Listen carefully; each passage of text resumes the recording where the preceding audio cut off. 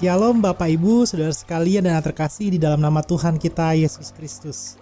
Pada hari Sabtu tanggal 22 Oktober 2022 hari ini kita kembali mengikuti Sapaan Gembala melalui kanal YouTube GKP Jemaat Jati Asih. Dan pada kesempatan kali ini kita memiliki tema Jangan Menyerah, yang dimana merupakan tema pada kebaktian rumah tangga pada hari Kamis tanggal 20 Oktober 2022 di gereja yang saat itu dilayani oleh Penatua Eva Manurung, di mana hadir pribadi seperti yang terlihat pada gambar. Kami sudah merenungkan firman Tuhan dan diminta untuk kemudian jangan menyerah untuk setiap pergumulan kita. Dan di dalam percakapan ataupun diskusi di antara kita yang juga mengatakan, mengapa kita tidak boleh menyerah? Karena kita tidak boleh protes ketika sedang berproses. Karena kita sedang berproses untuk menjadi indah. Karena kita sedang dibentuk oleh Allah, maka tidak diharapkan untuk protes. Dan bentuknya ialah tidak mudah untuk menyerah. Atau kembali menjadi tema Jangan Menyerah. Dan secara khusus, selain kita dilayani oleh Pelayan Firman Penatua Eva Manurung, kita juga dilayani Bapak Joni Tabolon melayani sebagai pelayan liturgos pada hari Kamis tanggal 20 Oktober 2022. Dan pada kesempatan kali ini kita akan mendengarkan apa yang menjadi definisi ataupun pemaknaan dari Bapak Joni Tabolon bersama dengan istri terkasih Ibu Rismawati Saribu. Kita akan mendengarkan bagaimana mereka memaknai dua orang tua terkasih untuk kemudian mengapa tidak boleh menyerah, atau dengan kebaktian rumah tangga jangan menyerah. Silakan Bolon untuk menjelaskan bagi kita sekalian.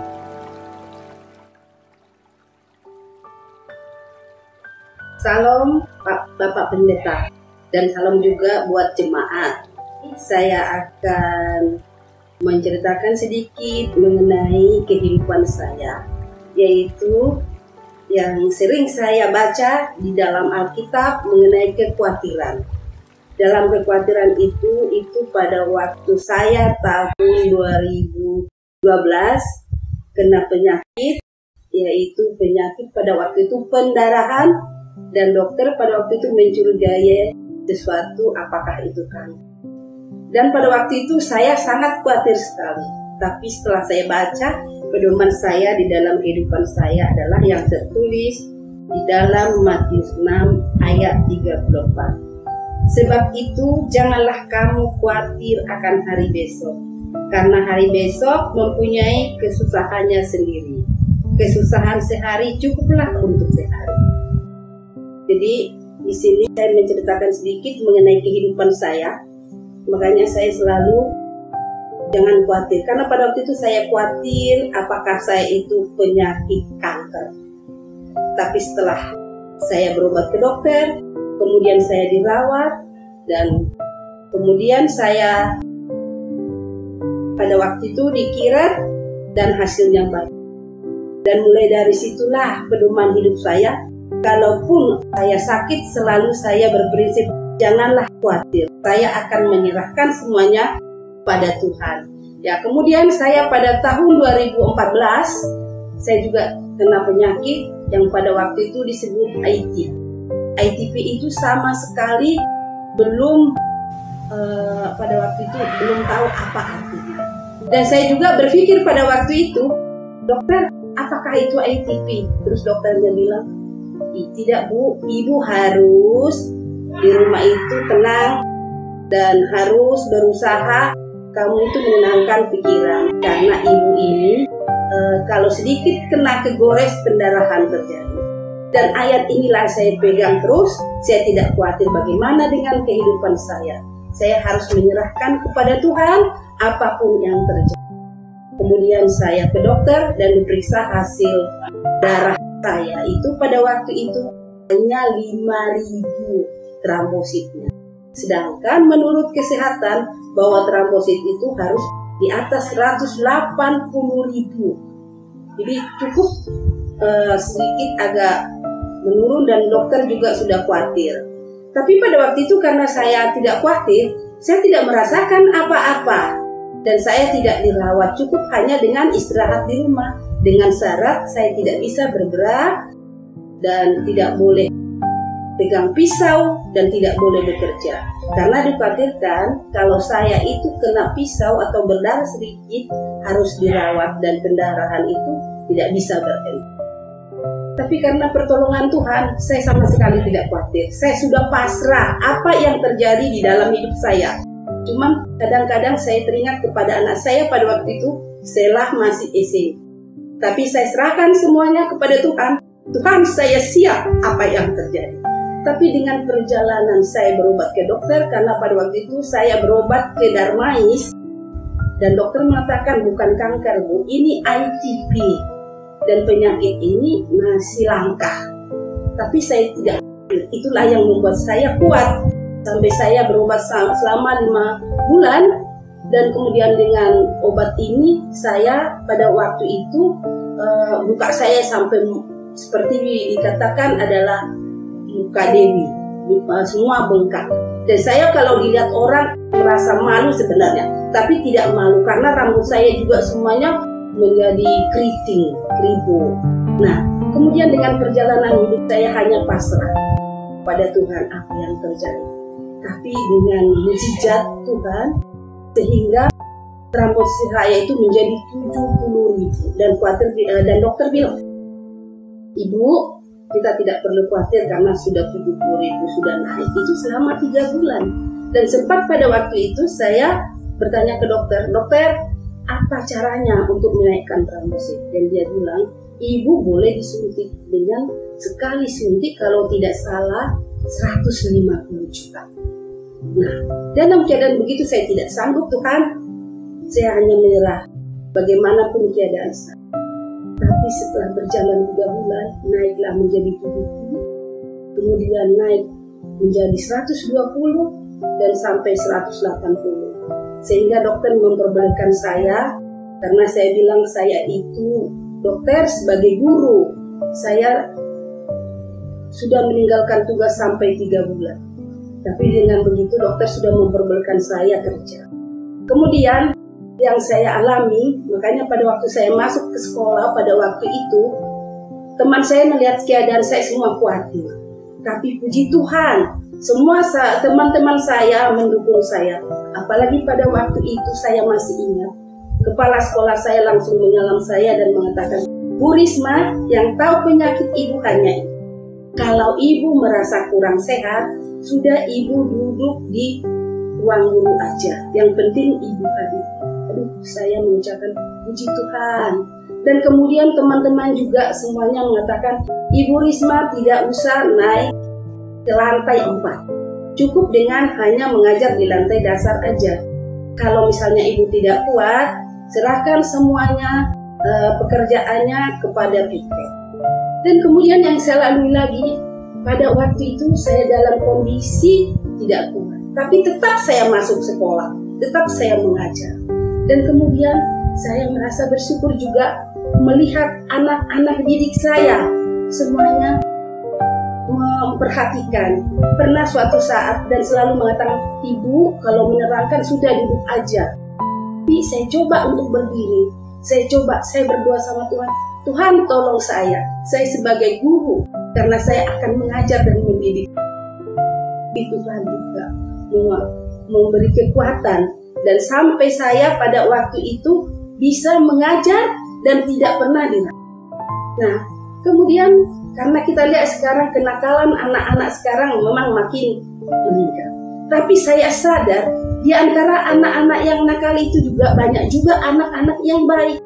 Karena pada waktu saya menerangkan, tanpa saya sadari, saya emosi terhadap anak-anak. Kemudian salah seorang dari antara anak itu datang menghampiri saya dan mengurut-urut saya. Ibu, jangan marah, Bu. Nanti ibu sakit lagi. Sambil saya duduk, saya sadar, wah Tuhan, rupanya masih banyak yang memperhatikan saya di dalam lingkungan ini. Terus saya disuruh anak, ibu tidak usah menerangkan, Bu. Udah, Bu, cukup. Memang dia nakal sekali, Bu.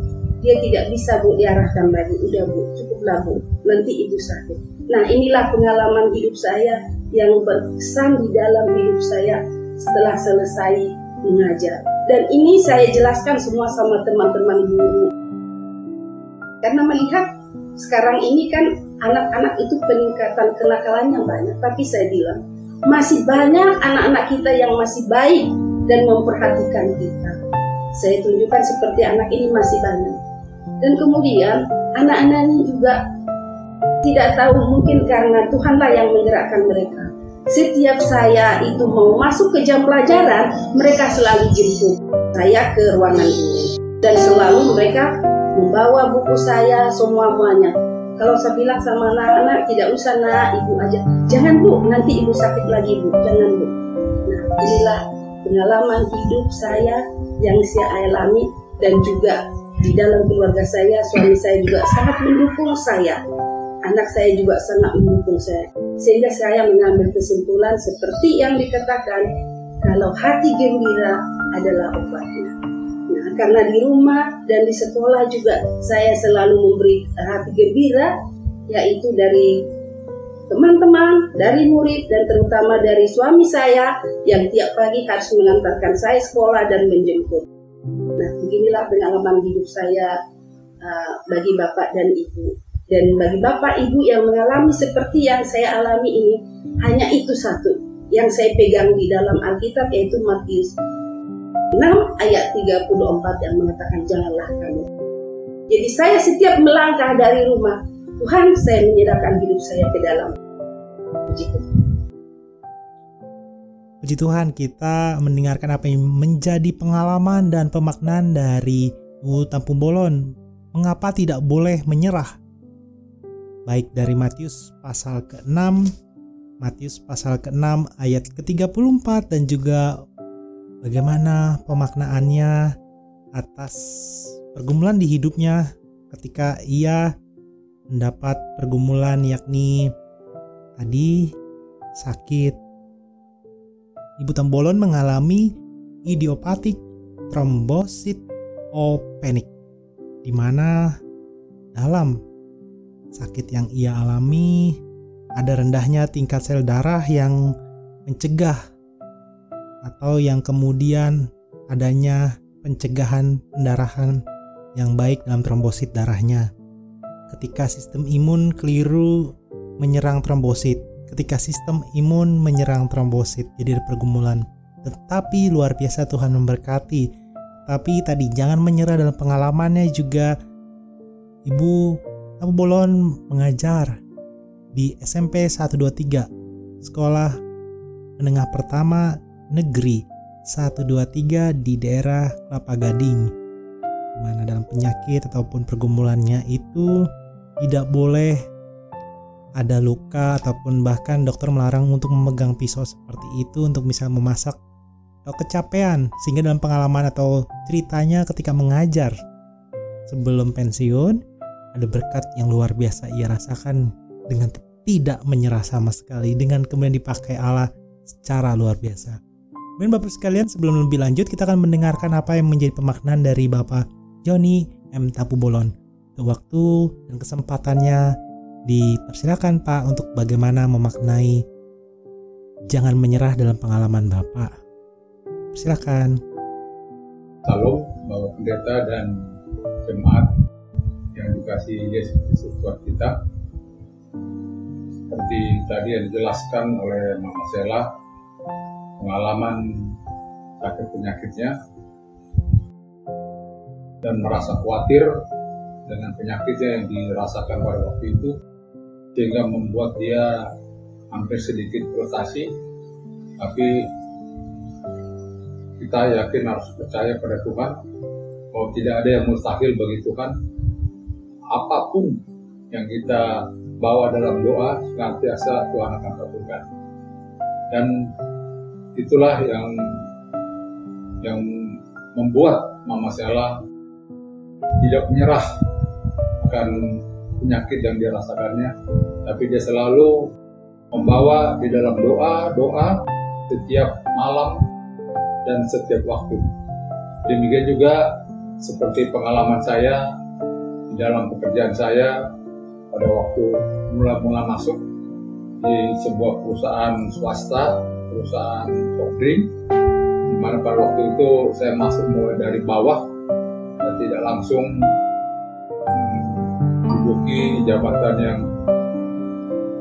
yang lumayan, tapi saya merangkak dari bawah dulu, di mana pada waktu itu persaingan di dalam pekerjaan saya itu benar-benar ketat, dan juga istilahnya ada di pemerintahan ada sikut menyikut, kemudian juga ada istilah menjilat, walaupun itu tidak tertulis di dalam buku atau kamus, tapi itulah kenyataannya yang bisa saya lihat di dalam pekerjaan saya.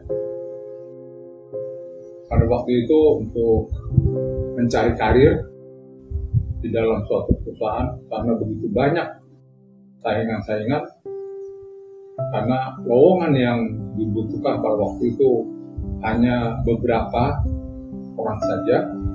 Nah, waktu itu saya mengikuti testing, kemudian saya langsung bisa berhasil dalam jenjang pada waktu itu, mulai dari helper, ada jenjang ke atas salesman. Nah, saya waktu itu dipercayakan lulus dengan jabatan salesman, dan juga pimpinan tidak melihat hanya dengan kepintaran saja, tetapi juga dedikasi loyalitas yang diperlukan untuk perusahaan. Dan saya pada waktu itu juga sudah berada di perusahaan tersebut kurang lebih itu jam 5:30 saya sudah hadir, dan saya membereskan pekerjaan-pekerjaan, dan teman-teman yang lain juga menghasut tentunya, apa kamu rajin-rajin, tapi saya tidak memikirkan itu, tapi prinsip saya harus berjuang untuk mencapai karir. Dengan karir, keluarga kita akan berubah. Itu harapan saya, dan tentu juga untuk mencapai situ saya berpikiran tidak dengan kekuatan sendiri, tapi haruslah kenyataan Tuhan kita harapkan, dan doa-doa yang perlu kita panjatkan agar seluruh keinginan kita bila Tuhan mengizinkan itu pasti akan terjadi. Dan seperti yang tertulis di Alkitab firman Tuhan di Ayub 42 ayat yang kedua, yang demikian firman Tuhan mengatakan, aku tahu bahwa engkau sanggup melakukan segala sesuatu dan tidak ada rencanamu yang gagal. Itulah ayat emas yang pernah saya baca dan temukan, dan itulah yang mendorong saya untuk tetap semangat dalam mencapai karir yang lebih baik lagi. Tapi itu berkat Tuhan, saya percaya bahwa tiada yang mustahil bagi Tuhan kalau kita bawa dalam doa. Dan untuk jenjang selanjutnya di atas salesman itu adalah supervisor, dan pada waktu itu juga saya tunjuk untuk mengikuti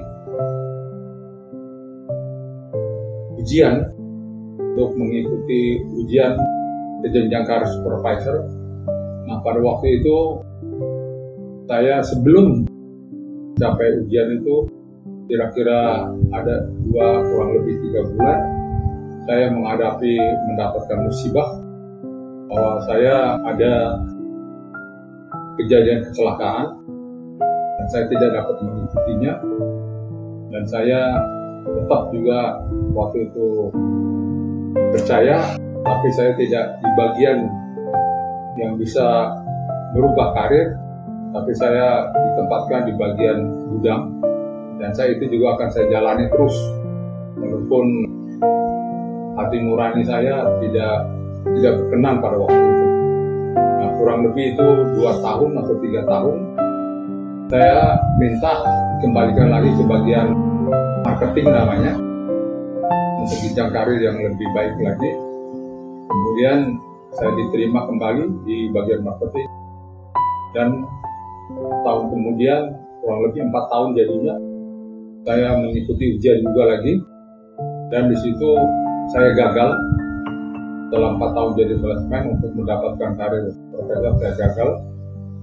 Dan untuk selanjutnya lagi kurang lebih 2 tahun saya mengikuti, tapi melalui proses untuk mendapatkan karir itu yang jenjang lebih tinggi, saya bekerja benar-benar sungguh-sungguh dan tidak memikirkan pesaing-pesaing atau juga hasutan yang mungkin membuat saya patah semangat, tapi saya terus doa dan memohon kepada Tuhan agar perjuangan saya ini di dalam mencapai karir Tuhan izinkan.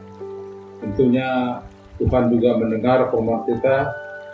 Waktu itu saya bisa lulus ujian dan menduduki jabatan supervisor, di mana prinsip saya, bila perjuangan tidak menghasilkan, maka janganlah kita berhenti berjuang. Karena berhenti adalah kalah jati yang tidak terlihat. Dan begitu juga, bila perjuangan itu harus kalah, maka janganlah kita bersedih hati, karena sikap menerima dengan hati terbuka adalah kemenangan sejati yang tak terlihat. Dan juga bila perjuangan itu belum menunjukkan keberhasilan, maka janganlah kita berhenti berharap. Karena harapan adalah bahan bakar untuk tetap berada pada koridor perjuangan kita.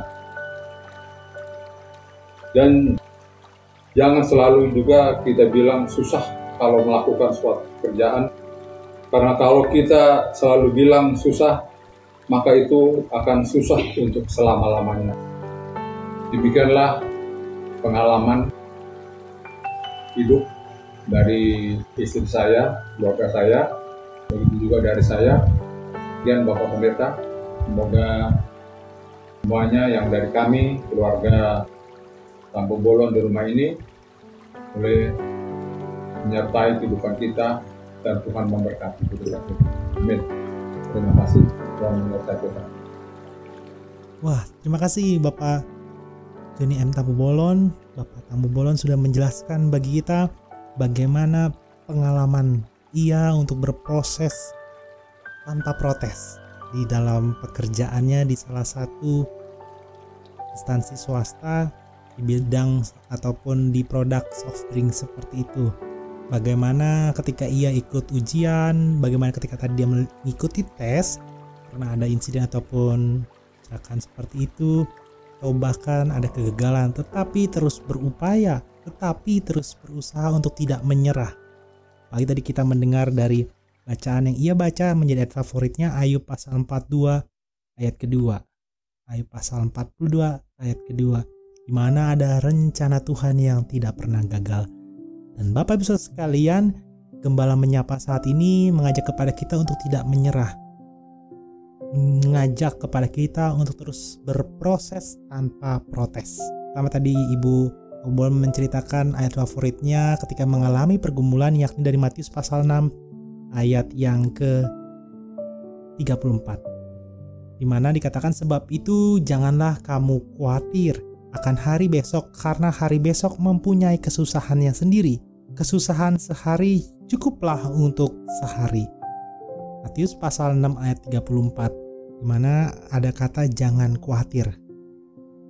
Kita diingatkan untuk tidak khawatir, di mana tadi dalam bacaan firman Tuhan yang kata jangan khawatir dalam bahasa Yunaninya ini Bapak sekalian berbicara kami merem nes. Ini juga terdapat di dalam 1 Petrus pasal 5 ayat ke-7. Yang demikian firman Tuhan, serahkanlah segala kekhawatiranmu kepadanya, sebab ia yang memelihara kamu. Jangan khawatir itu, atau tadi bahasa Yunani jangan khawatir, mimerim nes itu dijawab di dalam 1 Petrus pasal 5 ayat ke-7, bahwa segala kekhawatiran kita harus diserahkan kepadanya, sebab ia yang memelihara kamu.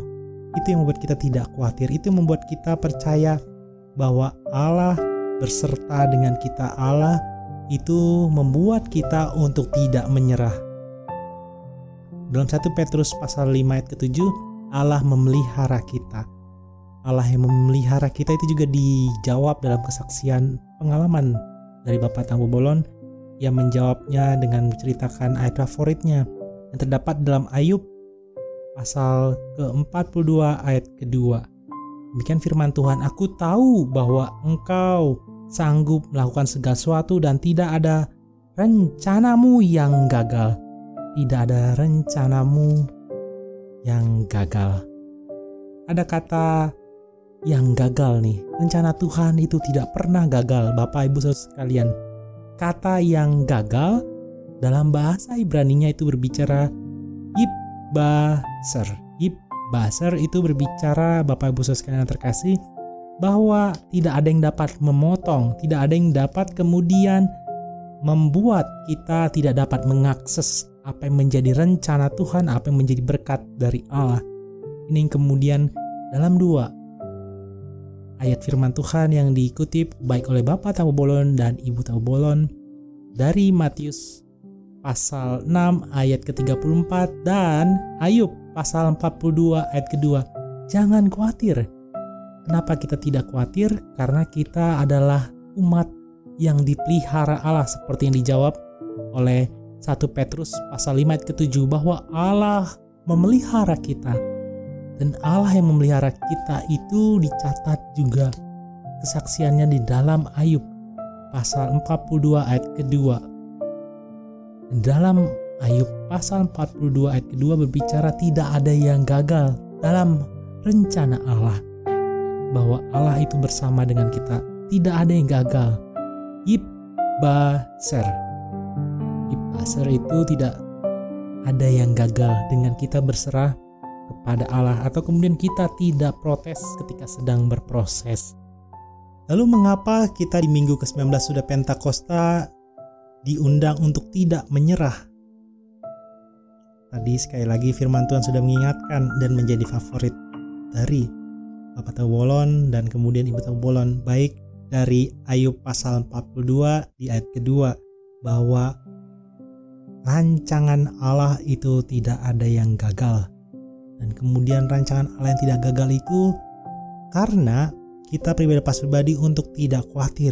Kita percaya Allah itu memelihara kita, seperti Ibu Tampu Bolon punya ayat favoritnya dalam Matius pasal 6 ayat ke-34. Jangan khawatir.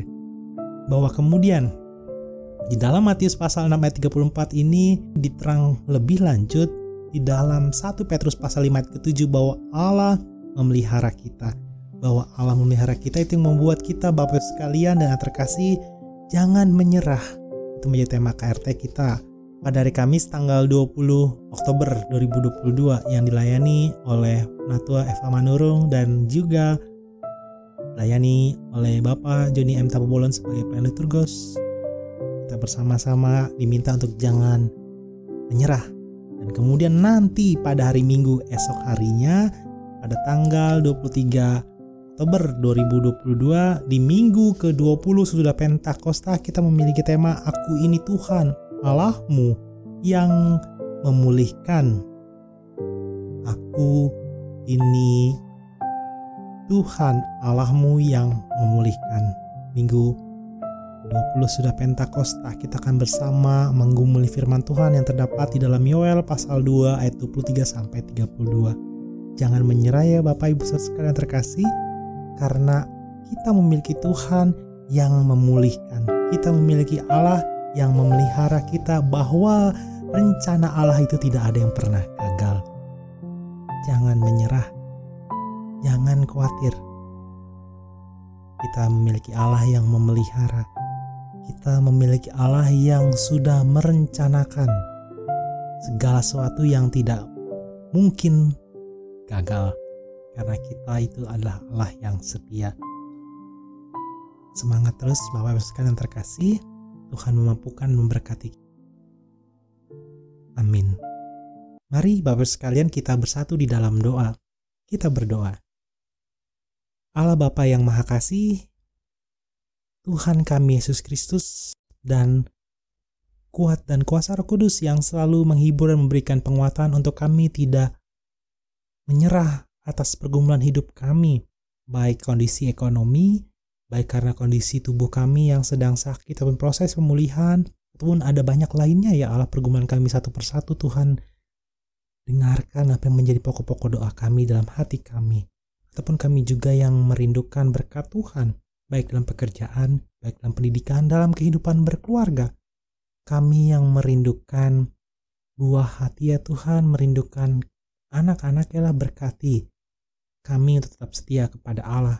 Kami juga berdoa bagi kami yang juga merindukan pasangan kehidupan untuk kemudian dapat mengarungi bahtera rumah tangga. Berkati kami juga ya Tuhan.